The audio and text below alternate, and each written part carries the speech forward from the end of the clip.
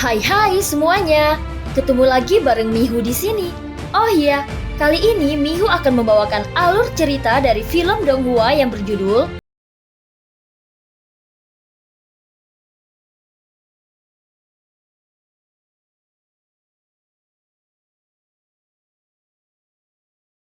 Melanjutkan dari kisah sebelumnya.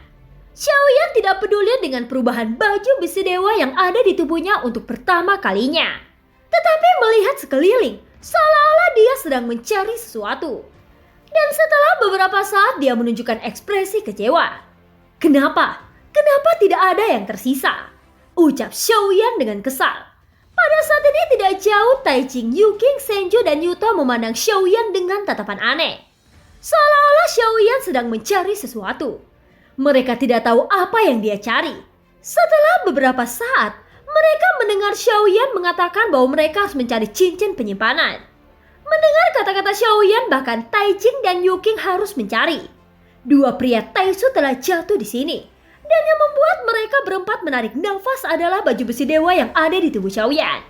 Mereka merasa bahwa Xiaoyan hanyalah dewa petarung biasa sebelumnya. Tetapi setelah pertempuran ini, mereka menyadari bahwa dewa petarung hanyalah penyamaran bagi apa yang telah mereka lihat dari Xiaoyan. Dari konfrontasi antara Xiaoyan dan pria Taisu ini, kekuatannya sungguh luar biasa. Tidak ada fluktuasi sumber Daoqi, tetapi itu sangat kuat. Bahkan Tai Jing dan Yu King juga di langkah kelima keabadian Kaisar juga tercengang menyaksikan gerakan Xiaoyan. Dan kekuatan yang kuat berasal dari tubuhnya. Hanya ada satu kemungkinan yang bisa memiliki kekuatan yang mengerikan, yaitu tubuh keabadian. Di seluruh dunia Suanjing, tubuh keabadian juga sangat langka. Dan bahkan bisa dikatakan hanya dimiliki oleh segelintir orang. Dan kekuatan tempur setiap tubuh keabadian cukup unggul. Pada saat ini Tai Jing dan Yu King mulai mengeluarkan keringat dingin di sekujur tubuh mereka. Setelah menyelesaikan pria Taisu, sekarang pasti giliran mereka berikutnya. Xiaoyan tidak mempelajari baju besi dewa saat ini, tetapi menyegel avatar Taisu di dalam pagoda emas. Setidaknya di dalam pagoda emas itu benar-benar aman. Teknologi Minghe kuno Taisu sangat kuat, tetapi jelas pagoda emas masih tidak terpengaruh oleh teknologi Minghe kuno.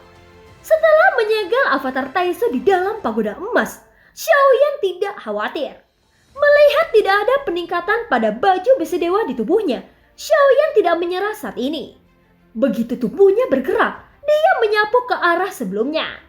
Sesaat kemudian ketika tubuh Xiaoyan kembali, terlihat beberapa cincin muncul di tangannya. Hahaha, itu tidak buruk. Aku sudah mendapatkan sesuatu. Ucap Xiaoyan hanya tersenyum cerah saat ini. Sebelumnya dua orang Taisu itu sepertinya hanya tertarik pada kekuatan keabadian. Mereka hanya mengambil makhluk keabadian dan merebut kekuatan mereka. Tetapi Xiaoyan berbeda. Dia tidak tertarik dengan makhluk keabadian ini. Dia hanya tertarik pada cincin penyimpanan yang ada di tangan mereka. Itu tidak mungkin. Apakah itu merusak diri sendiri dan hancur? Ucap Xiaoyan mengerutkan kening dan melihat cincin di tangannya. Tetapi dia masih sedikit kesal. Apakah mungkin baju besi dewa itu sendiri dapat menampung objek? Apakah itu sebabnya mereka tidak menggunakan cincin? Ucap Xiaoyan berpikir. Setelah enggan mencari lagi, dia yakin tidak ada yang tertinggal, jadi dia menyerah. Semua orang juga menunjukkan senyum pahit ketika melihat sifat Xiaoyan. Sungguh orang yang sangat serakah. Kata-kata ini yang terlintas di benak semua orang. Saat berikutnya Xiaoyan tidak mengatakan apa-apa. Dia juga tidak mempertimbangkan apa yang mereka pikirkan di dalam hati mereka. Karena mereka tidak akan pernah memahami pentingnya sumber daya. Dan juga memahami semua yang harus disiapkan untuk perang. Pada saat ini sosok Xiaoyan kembali ke dahan pohon dan tidak memperhatikan Tai Jing dan Yu King. Tetapi semakin Xiaoyan terdiam, itu membuat kedua wanita itu semakin memiliki perasaan tertekan di wajahnya.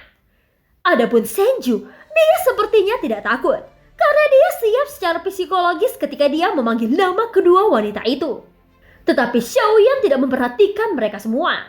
Pada saat ini Xiaoyan duduk dan mengeluarkan pil energi Yuan Dan lagi. Seketika energi iblis di tubuhnya menjadi semakin kuat. Tetapi Xiaoyan memiliki jantung api dan menekan energi iblis ini sampai batas tertentu. Oleh karena itu Xiaoyan menderita akibat energi iblis ini pada saat pertama.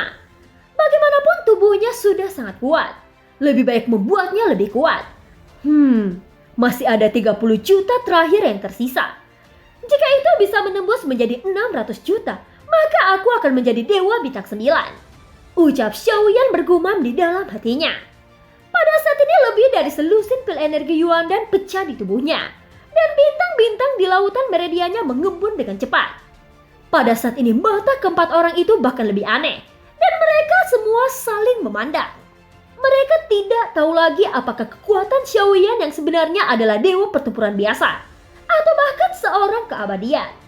Jika itu keabadian, maka melihat penampilan Xiaoyan yang berlatih dengan sangat serius, sepertinya itu bukan lelucon. Dia bahkan bisa merasakan kenaikan aura Xiaoyan secara bertahap. Tak satu pun dari keempatnya berani pergi, karena masih ada bayangan yang berdiri di samping Xiaoyan, menatap mereka dengan tatapan lembut, terutama Taijing dan Yuking. Mereka tersenyum canggung. Sang ratu ada di depan mereka, dan jika mereka ingin melarikan diri, maka mereka akan memiliki nasib yang lebih menyedihkan daripada akhir dari dua pria Taisu itu. Mereka hanya bisa menunggu diam-diam Xiaoyan berlatih. Semuanya, jika kalian melihat orang-orang yang mencurigakan mendekat, maka tidak masalah jika kalian membunuhnya. Ingat, semua musuh harus dibunuh dan jangan lupa untuk tidak menghancurkan cincin penyimpanan mereka. Begitu suara Xiaoyan keluar, semua orang saling memandang dan tersenyum pahit. Xiaoyan berlatih untuk waktu yang lama. Pada saat ini Xiaoyan berlatih untuk waktu yang lama. Dan momentum yang kuat menyebar dari Xiaoyan. Tetapi momentum ini sepertinya sedikit lucu di depan keempat orang itu. Bagaimanapun mereka semua memiliki kekuatan keabadian. Tidak peduli apakah Xiaoyan menerobos beberapa bintang.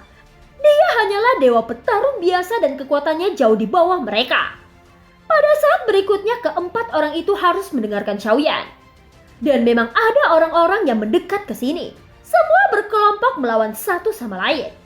Namun seiring berjalannya waktu, kabut abu-abu perlahan menghilang. Dan ada sebuah gemuruh rendah di tanah dan itu akan berubah lagi. Butuh waktu sekitar setengah bulan untuk memasuki tempat ini. Menurut Ratu, ada puluhan ribu orang. Dalam setengah bulan ini sangat mungkin telah berkurang sebanyak setengahnya. Pada saat ini Xiaoyan juga tidak secara tak terduga menerobos ke Dewa Bintang 9. Mungkin kultivasi dan peningkatannya masih sedikit enggan. Tetapi sumber roh ilahi dalam energinya sangat murni. Justru karena inilah Xiaoyan dapat berhasil menerobos dalam waktu sesingkat itu. Namun meskipun kekuatannya sudah menembus, energi dalam tubuhnya semakin kuat. Dan jika tidak ditangani, maka ditakutkan akan mengikis kebijaksanaan serta kesadarannya. Setidaknya di mata orang lain, Xiaoyan terlihat sangat gila. Namun alasan mengapa Xiaoyan berani mengambil pil energi Yuandan ini dengan efek energi iblis yang mengerikan adalah karena Xiaoyan menemukan bahwa meskipun ada energi yang sangat kuat di pil energi Yuandan, energi iblis ini sepertinya tidak mengikis pikirannya. Tentu saja setidaknya dia berpikir begitu. Satu-satunya hal adalah Xiaoyan merasa sangat kuat dan dia sangat ingin bertarung. Ketika energi iblis menjadi lebih kuat, keinginan bertarung juga lebih kuat. Setelah menerobos Dewa Bintang 9, Xiaoyan pasti akan mengalami malapetaka dewa. Setelah beberapa saat, Xiaoyan benar-benar telah menerobos ke Dewa Bintang 9 dan akhirnya dia memasuki malapetaka dewa. Hai anak muda, apakah kau akhirnya datang ke Dewa Bintang 9? Pengalaman apa yang ingin kau miliki kali ini? Dalam kegelapan suara Jie perlahan keluar. Pengalaman apa? Ucap Xiaoyan mencubit dagunya ketika dia mendengar kata-kata itu. Dan malapetaka dewa lebih seperti keadaan pikiran yang diberikan kepadanya setiap saat. Adapun seberapa banyak yang bisa dia rasakan, itu tergantung pada Xiaoyan sendiri. Jie telah membuat Xiaoyan memahami zaman kuno, yang juga membuat Xiaoyan melihat perang antar dunia. Jie, apakah semua yang terjadi dalam perang kuno semuanya palsu? Ucap Xiaoyan tidak bisa menahan diri untuk bertanya dengan rasa ingin tahu. Mengingat prajurit Xie, tetapi dia merasa bahwa apa yang terjadi sangat nyata. Bisa dikatakan bahwa itu benar, tetapi bisa juga dikatakan bahwa itu salah. Keberadaanmu benar, tetapi apa yang terjadi adalah di masa lalu. Ucap Jie menjawab. Xiaoyan mengangkat alisnya sedikit ketika dia mendengar kata-kata itu. Dengan cara ini Jie benar-benar membuatnya melakukan perjalanan melalui waktu. Bukankah itu yang bisa aku lakukan di masa lalu, sehingga aku bisa menghindari sesuatu yang terjadi di masa depan?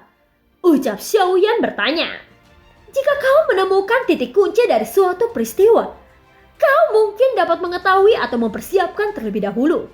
Bahkan jika perang pecah, itu dapat meminimalkan kerusakan yang disebabkan oleh perang. Dan bahkan jika kau dihormati, keberadaan yang paling kuat di bawah arus waktu yang sangat besar tampaknya akan rentan. Itulah yang telah terjadi. Tidak peduli apa yang kau lakukan, itu akan terjadi setelah semua. Akhir ceritanya masih sama. Dan tidak ada yang akan berubah karena apa yang telah kau lakukan. Ucap Jie menanggapi. Dan Xiaoyan hanya bisa mengangguk setelah mendengar kata-kata itu. Jadi sudahkah kau menemukan apa yang ingin kau alami sekarang? Ucap Jie bertanya lagi. Xiaoyan mencubit dagunya dan mengangguk sedikit. Karena aku adalah reinkarnasi dari Zusang. Mari kita alami perasaan menjadi dirinya sekali. Tidak peduli apa yang aku lakukan, itu tidak akan mengubah sejarah kan? Ucap Xiaoyan mengkonfirmasinya lagi. Tentu saja, semuanya sesuai keinginanmu. Mari kita mulai. Ucap suara Jie berangsur-angsur menjadi halus. Dan kegelapan di sekitarnya seakan tertiup angin sepoi-sepoi. Jubah Xiaoyan juga berubah dari jubah hitam menjadi jubah putih. Secara bertahap terlihat jelas di depannya. Dan ada suara memekakkan telinganya pada saat yang sama. Bunuh! Mata Xiaoyan tiba-tiba menyusut pada saat ini. Melihat sekeliling, luasnya ketiadaan penuh dengan sosok-sosok. Di ujung yang jauh itu, ada iblis dan monster besar dengan ribuan kaki binatang buas. Dan dia membuka mulutnya. Seolah-olah dia ingin merobek semua tentara sensi yang tak terhitung jumlahnya. Apalagi ada lebih dari satu binatang buas seperti itu. Melihat sekeliling yang tak terhitung jumlahnya, mata Xiaoyan gemetar. Dia belum pernah melihat pertempuran sebesar ini. Pada saat ini ada ribuan monster yang mengaum kepadanya. Mata Xiaoyan sedikit menyusut. Dan telapak kakinya tiba-tiba melangkah maju. Sebuah kekuatan yang begitu kuat keluar dari tubuh Xiaoyan. Dan monster yang tak terhitung jumlahnya bergegas dalam sekejap. Wow, sangat kuat. Ucap Xiaoyan dengan warna di matanya berangsur-angsur menjadi gila. Saat berikutnya sosok Xiaoyan melesat melalui seluruh kekosongan seperti meteor. Kemanapun dia lewat, semua monster menghilang dalam sekejap. Tidak perlu trik mewah di depan kekuasaan absolut. Sebagian besar monster langsung terhapus oleh tekanan rasa hormat yang kuat. Sosok Xiaoyan muncul di depan monster besar itu. Pada saat ini sosok Xiaoyan muncul di depan monster besar itu. Dengan tubuh besar ribuan kaki. Tubuh manusia itu seperti setetes air di lautan. Satu pukulan. Bom! Itu tampak seperti pukulan yang sangat datar. Bahkan melalui ratusan kaki kekosongan. Ribuan kaki sisik monster runtuh dalam sekejap. Dan daging dan darahnya pecah. Hanya ratapan menyakitkan yang terdengar. Kemudian seluruh tubuh besar meledak. Dan ketika daging dan darah yang tak terhitung jumlahnya meledak, itu juga membentuk dampak yang besar. Dan mereka semua diledakkan. Namun para monster dan iblis itu tidak ada habisnya. Mereka terus berdatangan. Xiaoyan tidak berhenti. Tetapi terus menyapu ke medan perang dan tidak ada keberadaan yang bisa membalas pukulan Xiaoyan. Mata Xiaoyan menatap tajam. Dan perasaan yang tak terkalahkan itu sangat keren. Bom, bom, bom. Ribuan kaki monster ganas meledak. Xiaoyan langsung memasuki interior musuh dengan sumber daya yang tak terkalahkan. Monster besar itu bergegas ke Xiaoyan. Pada saat ini monster besar itu bergegas ke arah Xiaoyan. Namun setiap pukulan Xiaoyan membunuh lebih dari puluhan ribu iblis. Tetapi meskipun demikian, iblis itu masih tidak terbatas. Bahkan jika kekuatan superiornya sangat kuat, dalam hal ini tidak mungkin satu orang membunuh mereka semua. Serangan Xiaoyan tidak berhenti. Dia tidak tahu berapa banyak yang telah dia bunuh. Dan dia bahkan mulai mati rasa. Meskipun menjadi yang tak terkalahkan itu baik. Tetapi perasaan ini juga akan membuat orang kesepian. Hei, kenapa kau lebih lemah? Kau tidak membunuh sebanyak yang aku lakukan kali ini. Pada saat ini bayangan gelap muncul di samping. Sudut mulutnya naik. Dan senyum hantu dan jahat muncul di wajahnya. Xiaoyan menoleh dan melihat sosok itu. Dan hatinya sedikit terkejut. Si Zun, ucap Xiaoyan bergumam tanpa sadar. Hahaha. Kau akhirnya mengakui bahwa aku adalah Si Zun, orang yang kuat. Ingatlah untuk memanggilku Shizun orang kuat di masa depan. Aku suka nama ini. Jangan panggil aku Xiao Xie lagi. Jika kau tidak percaya, keluarkan saja dan lihat siapa yang lebih besar dan siapa yang lebih kuat. Ucap suara Shizun. Dan film pun berakhir. Terima kasih udah dengerin Mihu dari awal sampai akhir ya. Sampai jumpa. Sampai jumpa. Sampai jumpa.